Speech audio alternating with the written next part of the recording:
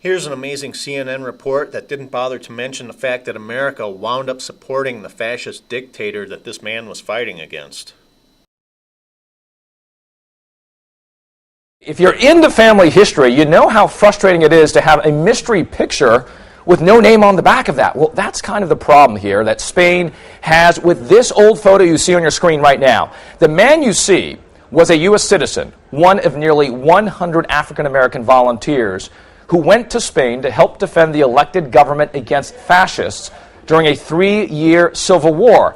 This is back in the 1930s, by the way. This gentleman died in 1937 in the battle at Brunet, and that's where the trail ends. Spanish authorities want a name to go with this face because they plan to give the picture to President Obama next year.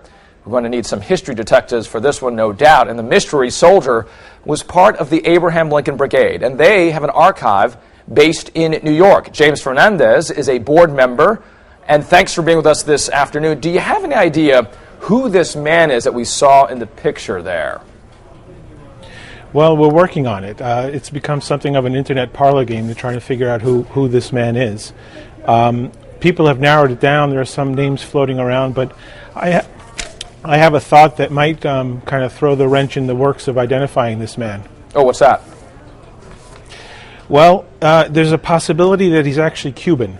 An ALBA board member, Sebastian Faber, was going through his library of photographs, and he found another photograph by the same photographer, Agustin Centelles, of our same soldier beneath a banner that has the name of the Abraham Lincoln Battalion, and then below that something called the Centuria Antonio Guitera, which was a Cuban outfit that left from New York. They were Cubans that were living in New York, and they left with non-Cuban soldiers to go to Spain to fight in the war. But there's a chance that this is an Afro-Cuban man and not an American man. Not African-American. So, of course, what you're basically intimating here, it's very difficult to understand who are in these pictures, and, of course, that's half the battle here as Spain tries to identify the identity here.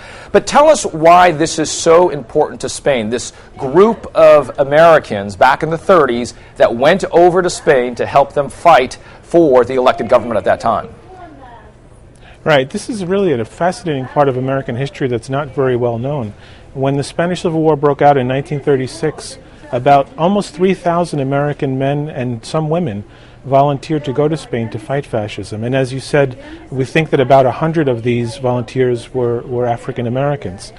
So it's a very big part of Spanish history. The Spanish Civil War was really a defining moment in 20th century history, but it's really been erased or eclipsed by the Second World War, the Holocaust, and all the horrible things that happened after it. But between 1936 and 1939, the world's eyes were focused on Spain.